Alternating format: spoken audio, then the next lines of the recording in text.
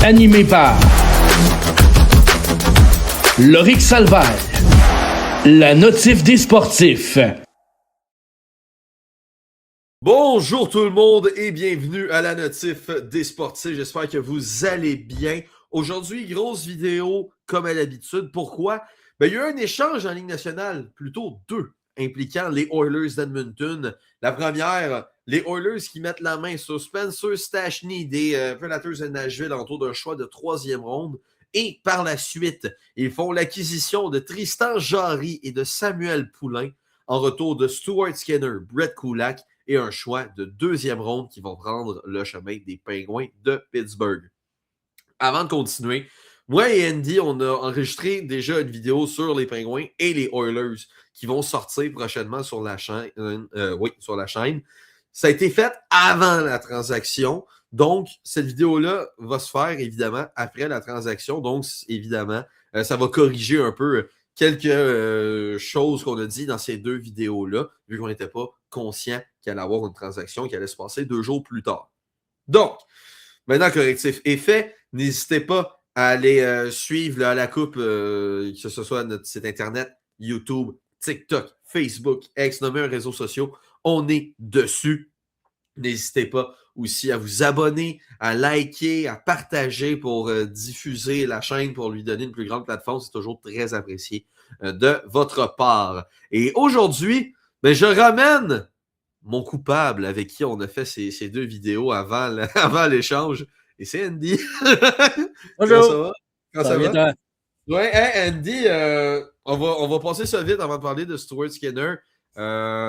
C'est moi ou ton take de Jacob Fowler a très mal vieilli en 2 jours? Ah, 100%.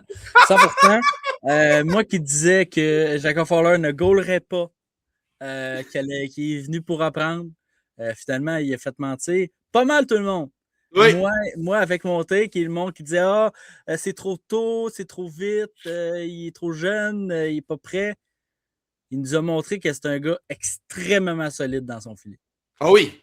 Puis à la limite, on en profitera de cet enregistrement pour en faire un mise à jour sur Jacob Fowler avant le match contre les Rangers. Mais il a vraiment démontré de très belles choses. Très belle chose. Mais là, faut pas s'emporter. Mais exact. Pour le moment, très beau. Mais il y a quelque chose qui pouvait nous emporter ce matin, et c'était le tweet de Elliot Friedman qui disait qu'il allait avoir une grosse journée d'échange aujourd'hui parce que les Oilers ont conclu 2 transactions. Je l'ai dit en intro, on va y aller par la plus petite avant d'aller dans la plus grosse. Spencer Stastny, défenseur des Predators de Nashville, qui prend le chemin des Oilers d'Edmonton en retour d'un choix de 3e ronde. Spencer Stastny est un gars presque inconnu du bataillon, un gars de 3e paire. 25 ans, 6 pieds, 184 livres, choix de 5e ronde en 2018. Présentement, à Nashville, en 30 matchs, 1 but, 8 passes, 9 points, et pour une fiche de moins 1. On en a parlé dans la vidéo pour les Oilers qui vont sortir prochainement. Andy, moi, je vois ça comme un progrès comparé à Brett Kulak. Je ne sais pas pour toi.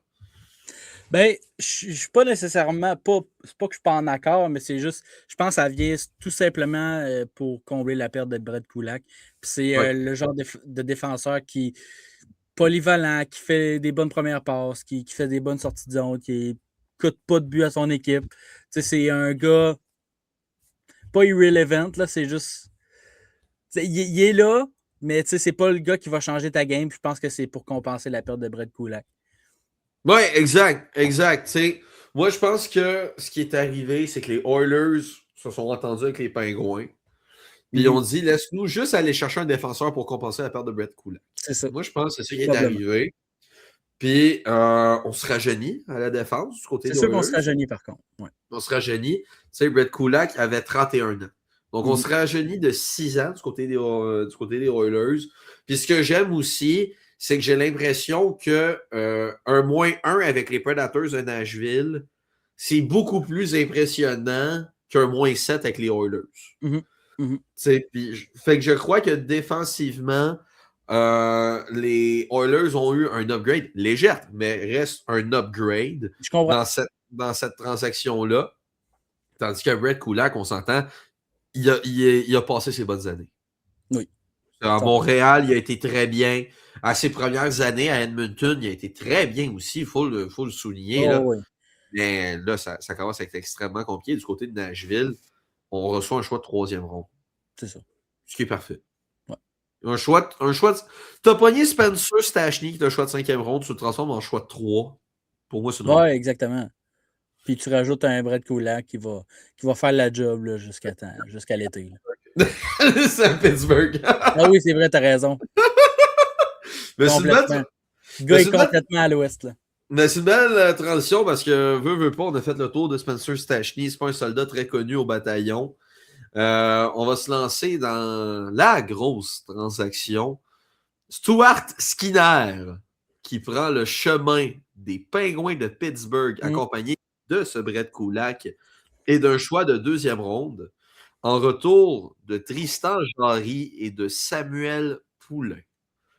On va commencer par les Oilers. Le côté Oilers de la transaction. Est-ce que pour toi, Tristan Jarry est un upgrade comparé à Stuart Skinner? Écoute, oui, mais pas beaucoup. Là. OK.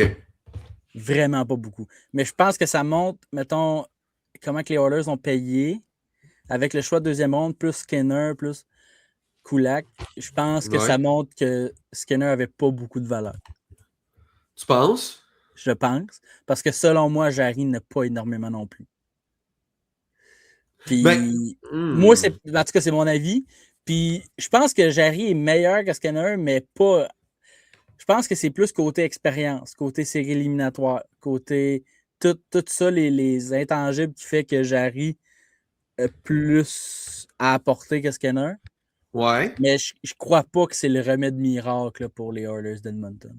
Non, puis tu sais, on en a parlé un peu hier. Les Oilers ont la... Enfin, moi j'y vais vraiment avec cette photo-là. Oui. Je vais vraiment avec cette photo-là. Pour les gens qui nous écoutent à l'audio, je sais pas si vous l'avez déjà vu, c'est un meme d'un grand-père qui a une chemise carottée qui reçoit à Noël exactement la même chemise carottée. Pour moi, cette transaction-là, c'est vraiment ça. Mais, je ne suis pas le plus grand fan de Tristan Jarry, mais j'ai l'impression que c'est peut-être un petit peu, juste un petit peu mieux que Stuart Skinner, mais ça dépend. Ça dépend énormément. T'sais, si on regarde les statistiques de ces deux-là, en série, Stuart Skinner, 901 v'là 2 ans, 889 l'année passée, 2,45 v'là 2 ans pour 2,99 l'année passée. Si on regarde Tristan Jarry, boy! 2020-2021, 6 matchs, 3,18, 888. 2021-2022, 1 match, 3,71, 867. C'est pas... c'est pas la grosse affaire, là. Tu sais, je pense que c'est juste qu'ils ont besoin de changement. Il y avait besoin de changement, puis Jarry était disponible. Puis, regarde, c'est lui. C'est juste ça. Mais c'était... Je sais pas si c'est le gars qui va tout changer. Non, tu sais, je pense pas à ça. D'un autre côté, tu sais, Jarry, pour moi... Admettons, tu te mets à la place de McDavid. Je pense que je suis plus content d'avoir Jarry dans les filets que Stuart Skinner. Il est plus constant, c'est sûr, mais tu sais, il est pas tant que ça non plus. Mais tu sais, comme qu'on a dit, je pense que c'est vraiment l'expérience de Jarry, l'expérience des séries éliminatoires. Ouais. Il a été dans un vestiaire avec des leaders incontestés en Crosby. Peut-être que ça apporte quelque chose. Tu sais, il y a des choses qu'on prend peut-être pas en considération que Jarry a, mais pour ce qui est de la performance sur la glace, c'est pas un gros update. Tu sais, en termes de gardien partant, la meilleure saison de Stuart Skinner était avec un taux d'efficacité de 914 en 50 matchs. Après ça, c'est 905, 896, 891. Donc, ça descend à chaque année. Tandis que Tristan Jarry, si on prend les 4 dernières années, j'ai dit, je crois, donc on va aller dans les 4 dernières années aussi. 909, 903, 893 et 909 cette année. Donc, dans les 4 dernières années, Jarry reste un peu constant, un peu plus, du moins. Donc, et cette saison, c'est une saison bounce back. Là, on va parler du côté pingouin de la chose. L'année passée, ton gardien partant, il était tellement, là, excusez, là, mais il était tellement mauvais là, que tu l'as envoyé dans la Ligue américaine pendant, je crois, 15 matchs, 12 matchs. Pendant 12 matchs. Et l'année d'après, il connaît une belle saison. Sa valeur est belle. Et tu réussis à le transformer en un choix de deuxième ronde des Stuart Skinner. C'est sûr que pour les Pingouins, c'est bon. Mais c'est sûr que c'est bon pour les Pingouins. En plus de recevoir Brett Kulak. Oui, exact. Brett Kulak, que je comptais plus comme valeur pour Samuel Poulain, mais ça reste qu'il est dans la transaction pareil. Puis Poulain, on s'entend que c'est un espoir qui est bon dans la Ligue américaine, mais qui, dans la Ligue nationale, il n'est pas capable de hausser son jeu. C'est un gars de la Ligue américaine. La fameuse maladie Charles Ludon qui est d'une primo, ça. Trop bon pour la Ligue américaine, mais pas assez pour la Chelle. C'est ça. Ça, c'est triste quand ça arrive. Oui, mais ça arrive quand même assez souvent. Oui, exact. Puis là, on a parlé du côté McDavid, mais allons du côté de Crosby, qui subit un downgrade dans les filets. Et probablement que Stuart Skinner sera le pire gardien partant que les Pingouins ont eu depuis belle lurette. Tu sais, il y a eu Fleury, il y a eu Matt Murray. Matt Murray, oui, ça n'a pas été constant. Mais il a fait le travail. Il a fait le travail à Pittsburgh. Il a gagné 2 Coupes Stanley en volant le poste à Fleury. Il veut pas, c'est ça. C'est ça. Ensuite, Jarry est arrivé dans l'équation. Et Jarry, ça n'a pas été tout rose, mais comme on vous a dit, il y a eu des belles années pareilles. Il y a eu des bonnes passes. Mais là, on arrive avec Stuart Skinner. Ouais. Je me mets à la place de Crosby. Je me demande vraiment ce que Carl Dubas fait. Ah ouais, ben, tu sais, je pense que ça... En plus que Jarry avait une clause de non-mouvement, je pense que ça montre que les Pingouins veulent bouger pour avoir des choix, pour avoir... peut-être que ça va montrer d'autres transactions pour les Pingouins, mais... Ouais. Depuis quelques matchs, les Pingouins, ça allait bien, mais depuis quelques matchs, ça allait moins bien. Là, ils ont perdu contre le Canadien. C'était peut-être la défaite de trop pour Carl Dubas. Peut-être. Est-ce que pour toi, Crosby aurait été consulté avant ou au courant de la saison pour lui dire « Hey, écoute, Sidney, moi, je reçois des offres pour Tristan Jarry, OK? Puis c'est dans mes intentions de le vendre. Est-ce que tu es d'accord avec ça? » Tu sais, est-ce qu'il y a eu une rencontre de ce type-là? Parce que veut pas, on n'arrête pas de le dire depuis qu'on parle du côté des Pingouins, c'est un downgrade. Les Pingouins, Crosby, Malkin, Le Temps, Carlson, ça vise les séries. Dubus, un peu moins, parce que sinon, il y aurait eu des transactions qui auraient beaucoup plus démontré le côté acheteur des Pingouins. Mais pour moi, ça va totalement à l'encontre de la vision de tes vétérans de faire cette transaction-là, parce que Jarry jouait bien.